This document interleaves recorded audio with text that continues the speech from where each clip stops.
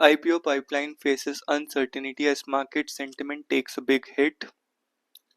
The IPO market always follows the secondary market with a lag, both on a way up and a way down. When the secondary market starts picking up, we see IPO activity 3 to 4 months after that. Haldia said companies that received a SEBI approval before September seem to have missed the window to launch an IPO. This would not be the first time companies have chosen to launch their IPOs even after not to launch their IPOs even after receiving regulatory approval. Since 2019, 94 companies looking to raise roughly 1.35 lakh crore allowed their IPO approval to lapse. IPO is a once in a lifetime event for a company, and when markets are volatile or bearish, companies prefer to let their approval lapse.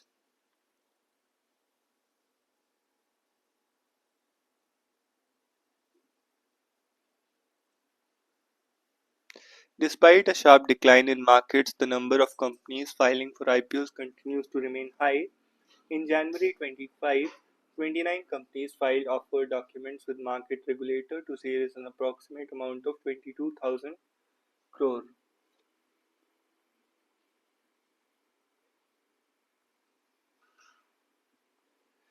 Despite a sharp decline in markets, a number of companies filing for IPOs continues to remain high. In January 25, 29 companies filed offer documents with the market regulator to raise an approximate amount of 22,000 crore. This is almost double the number of companies that had filed the IPO fund raising in January 24. In February 25, 13 players applied to SEBI for IPO in compared to 9 in the same period. In January, there were record 29 filings, so the pipeline is getting even bigger. Typically, a company has 12 months to launch its IPO after receiving approval from the SEBI. Companies that received approval from October onwards, which is when sell-off started, till December 24, are perhaps hoping that market conditions will improve for them to launch their IPO.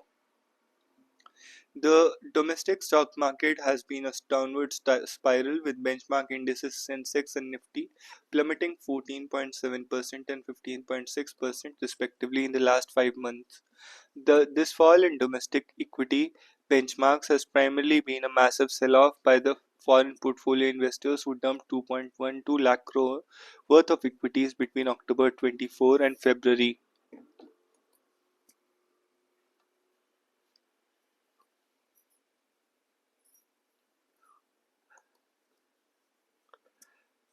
The initial public offering markets is bracing for a slowdown as 26 companies, which have SEBI approval to raise over 43,000 crore between April to December,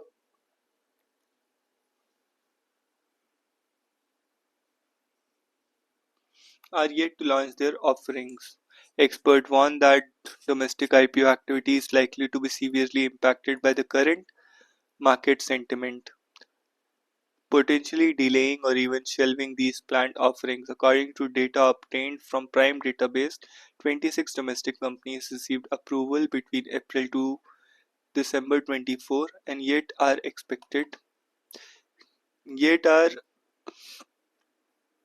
to hit the primary market. PMLA court orders FIR against SEBI chief, 5 others on fraud plaint. A special court designated under PMLA directed Anti-Corruption Bureau to register an FIR against the SEBI chairperson Madhabi Puribuch and 5 others in connection with a complaint that alleged stock market fraud and regulatory violations.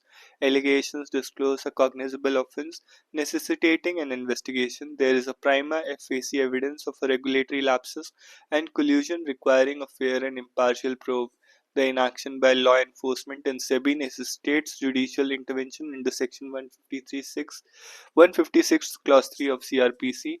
A court held on Saturday. The complainant had sought direction for the ACB to register an FIR and conduct an investigation into alleged offences committed by the proposed accused, including Butch, the three SEBI whole-time members, Bombay Stock Exchange Chairman Pramod Agrawal and CEO Sundara Sundararaman Ramamurthy. The court directed the ACB to register the FIR under relevant provisions of the Prevention of Corruption Act, the SEBI Act, and the Indian Penal Code and other applicable laws.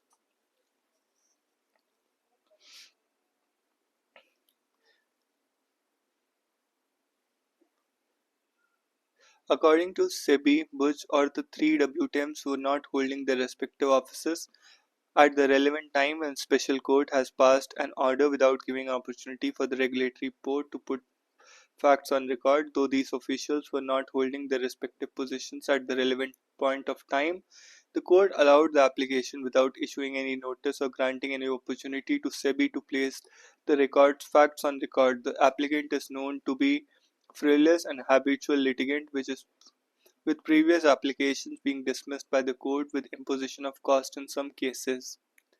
SEBI said it would initiate appropriate legal steps to challenge the order. SEBI remains committed to ensuring due regulatory compliance in all matters. Adani Group may revive US investment plans. Adani Group has revived investment plans for major infrastructure investments in US, where group's founder has been charged with bribery.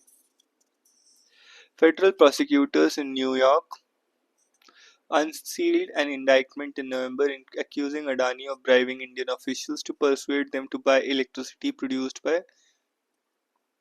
Adani Green Energy. We know what we want to do, but we will wait until this case resolves. And the Adani Group has said the charges were baseless and it would seek all possible legal recourse. It did not immediately respond to Reuters' request and comment on the FT report. China's wealth gap widens as consumption trails GDP. The combined wealth of 5.12 million families in China was about 150 trillion yuan, over $7 trillion in 2024. The wealthiest 130,000 families accounted for 58% in 2024. MG sales pitch resonates with new EVs converts from small towns. UPI apps to hike charges as government cuts subsidy. As government incentives for low-value UPI transactions and RuPay debit card payments are slashed, UPI apps are increasingly seeking new ways to monetize their vast customer base. For instance, recently Google Pay introduced a convenience fee of 0.1 to 1% on payments such as power and gas utility bills, where credit and debit cards, these services were previously free on for low-value transactions. Investor confidence, QCOM growth, revive roll-up commerce startups.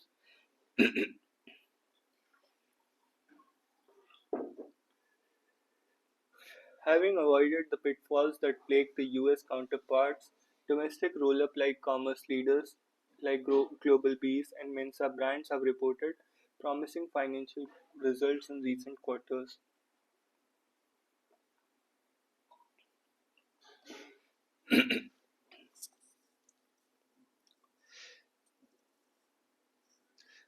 I find BCCI to be a far more alive body to engage with its stakeholders compared to ICC, which in my view is the East India Company of cricket. It's just here to take wealth of this country. Vice Chairman of Geostar, the recently formed media behemoth emerging from the merger of Reliance Viacom 18 and Disney Star India, Uday Shankar is a prominent figure in Indian media landscape. A former journalist and media executive, he was instrumental in transforming Star India into one of the country's foremost entertainment and broadcasting network. Known for his reform-driven approach, he is also an insightful observer of societal trends and evolving dynamics of the media industry.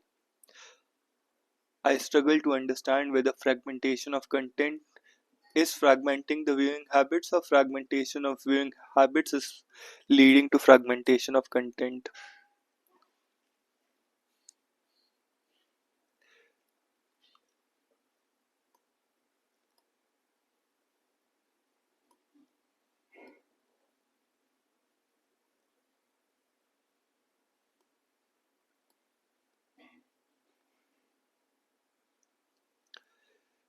I saw that I realized that for a country like India, where both the ability to read and access to readership was limited, the power of television was going to be phenomenal.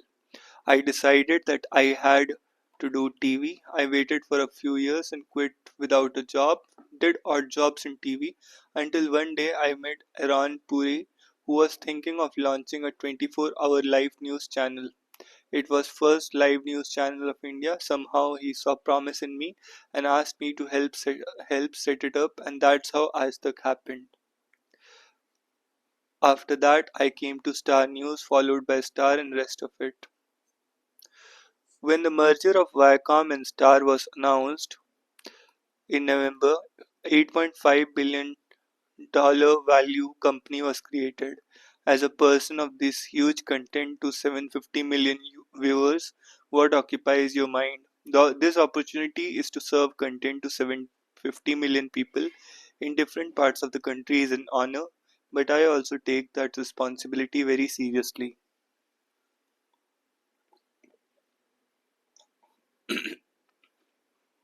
I still see myself as an old world, old fashioned journalist.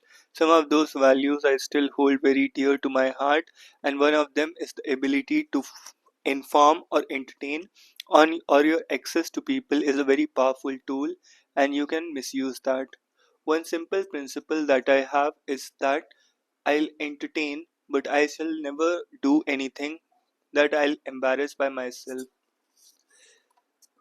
In television OTT, we see content which is very different from mainstream Bollywood. You find lot of creative innovation down south, but not much in Bollywood. What would you attribute to this? This notion that you can serve the entire population north of the Vindhyas sitting in the suburb of Mumbai is very colonial. If the population set is not homogeneous, how can a homogeneous unit of people create that kind of content? This is the biggest problem with what we call Bollywood. The power of India and the challenge of India both come from the layers, diversity, and the nuances. The homogenization that Bollywood keeps forcing itself towards its biggest mismatch, the power of the South, is that they are very close to their core viewers. So a Tamil film is made in Chennai, a Kannada film is in Bangalore. It is not made somewhere remote by a bunch of people who have just decided that this is what India wants and this is what India looks like. This is how India behaves. The fundamental crisis is that films are not connecting with people. Do you see big rights that you take up, for instance, BCCI or IPL, coupled with the size that you have today, gives Star a huge advantage, or is it burdensome given the IPL rights cost around 48,000 crore? It has its advantages because you are building destinations where everybody comes. It's mass media. The larger the number of people who are coming to you, the more the opportunity to monetize. So to that extent, IPL rights or ICC or BCCI rights and other things like that, they have their power, but the cost, how much money you can make, how many people watch, is just one of the factors. The size of the economy, what the advertising market is like, and those things come into play. You don't necessarily make money on these big acquisitions. What I meant when I said that we are the industry is that given our reach and platform size, what we do will be followed by everybody else. In effect, if we go wrong, the industry will go wrong because usually people tend to follow the leader. As a leader, it is our responsibility to make sure we take charge of the industry and get it to a good place. You have to understand that investment is in cricket is no longer cheap in terms of unit value. If an 8-week tournament like the IPL costs you more than $1 billion, the headline value of NFL and NBA might be higher, but the season runs through the year. The volume of games, etc. Cricket is one of the most expensive sporting assets in the world. So for us, anyone who wants to come in, There are big companies globally who have an appetite for that, but the other challenge of cricket is that it is fundamentally one big sport only for India. So all the money that you have to put in is primarily for India, and you have to recover it from India. Despite all the talk, it's just the Indian media companies who do that.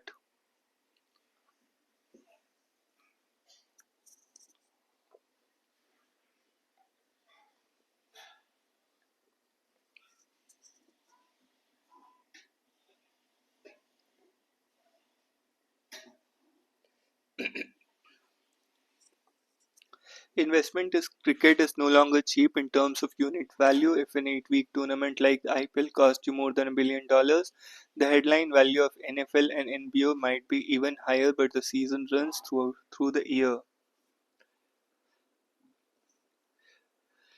When Netflix came in into India, it has the first mover advantage. Other OTT platforms like Amazon Prime, Sony Live followed.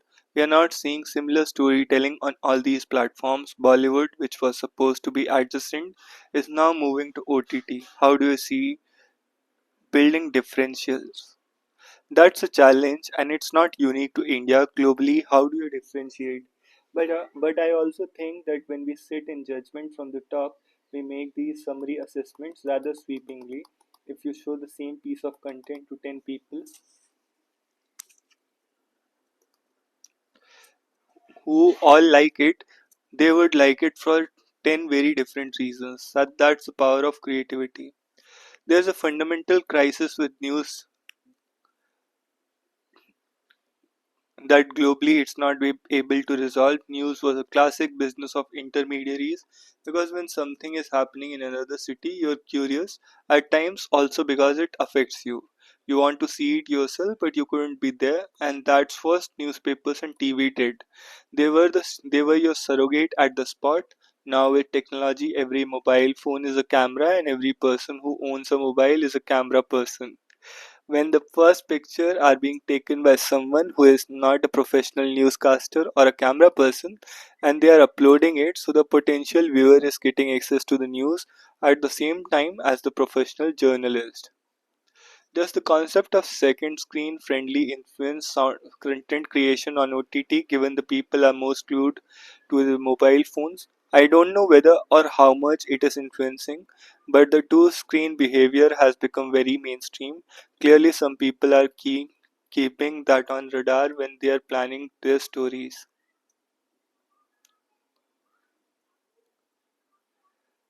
For instance, KBC Satyamev Jayate, now it is so fragmented from a business point of view, segregating content and catering to specific markets, or do you think as a country we can have that one show that can cut across boundaries?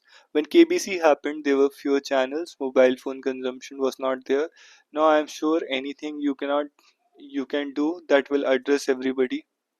Now I'm not sure anything you can do that will address everybody unless there's a set of unique circumstances that come together, like what happened with Satyamev Jayate. There was lots of frustration, and Satyamev Jayate was able to capture that. I struggle to understand whether the fragmentation of content is fragmenting the viewing habits or the fragmentation of viewing habits is leading to fragmentation of content. We are seeing lot more outrage now. We have seen what happened with Ranveer Allahabadia's India Got Talent. Do you think like shows like Satyamev Jayate is possible right now? Satmeo Jayate was not confrontational at all. It was very inclusive. On what you just mentioned, the kind of content on social media that just appeared, we all have to responsible. It's important to pause and think what you are doing and broader effect will have on society and viewers, because just in order to get eyeballs you cannot say things that fundamentally are obnoxious. The government has been avoid thinking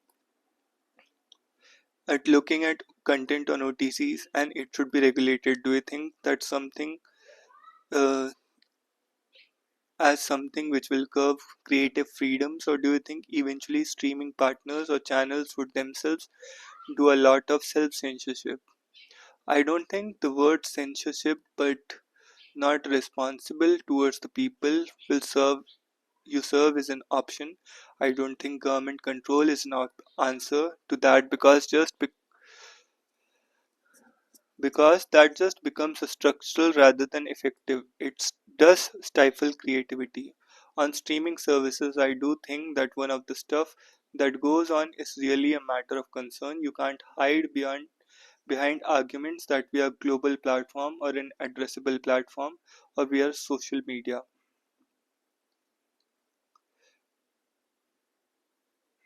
I don't like the word censorship, but not being responsible towards the people you serve is not an option.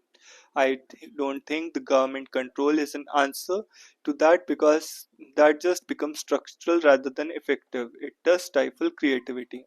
On streaming services, I do think that some of the stuff that goes on is really a matter of concern. You can't hide behind arguments that we are a global platform or an addressable platform or we are a social media. You can't say that I own the platform but I'm not responsible for the content. Isn't that a slippery slope when you say that you start with trying to regulate yourself and then in the case of this content creator, we are discussing that an FIR is from Guwahati to Madhya Pradesh to Maharashtra? It is a slippery slope, but do you just not want to go there and allow everything to continue? What purpose is that content achieving except just for creating salacious attention? We have to take stock of where we stand and how far we will allow it to go. If we are not cognizant of that, an external authority and will come in and say stop.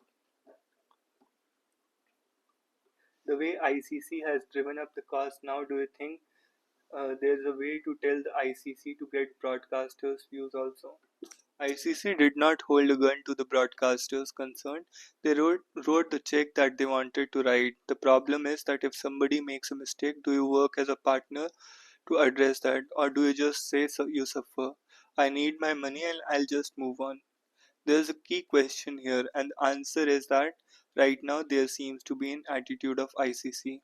Contrary to general perception, I find BCCI to be a far more alive body to engage with its stakeholders than compared to ICC, which is in my view is the East India Company of cricket. It's just here to take wealth of the country because what does ICC do? The only effective thing that ICC does is make international tour program of cricket. That there's that is something Google does for you for free. ICC takes this money, ICC business runs out of India, and within India it runs out of Indian broadcasters. After that, the ICC decides that India must play a country that no Indian is interested to watch India play because they want to develop cricket globally. So it's their agenda and my money. So that whole structure is very exploitative. I feel the best service that someone like the new chairman of ICC can do is to ensure that he is the its last chairman. ICC is not promoting the interest of Indian cricket.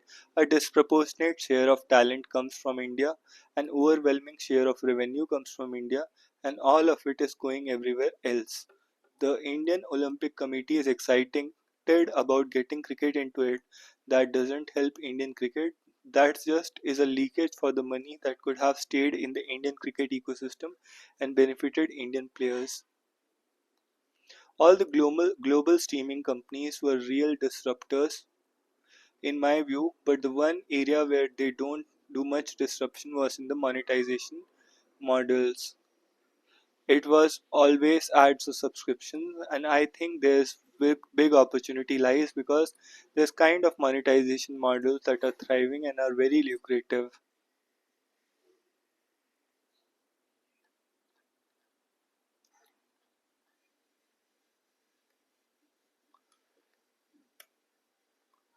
He's a pragmatic. Moscow praised Trump after Zelensky's showdown. Lavrov accuses European powers of seeking to prolong war. Israel cuts off aid to Gaza, pushes for a new truce deal.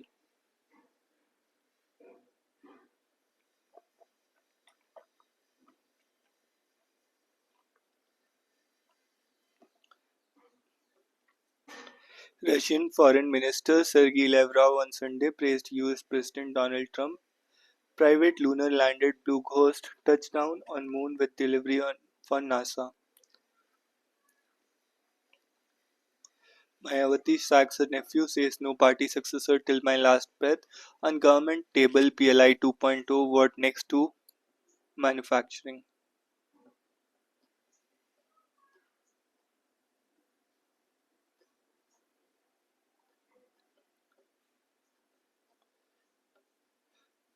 Financial aid scheme for women likely to be launched on March 8. Those between 18 and 60 with a family income of 2.5 lakh to 3 lakh likely to benefit.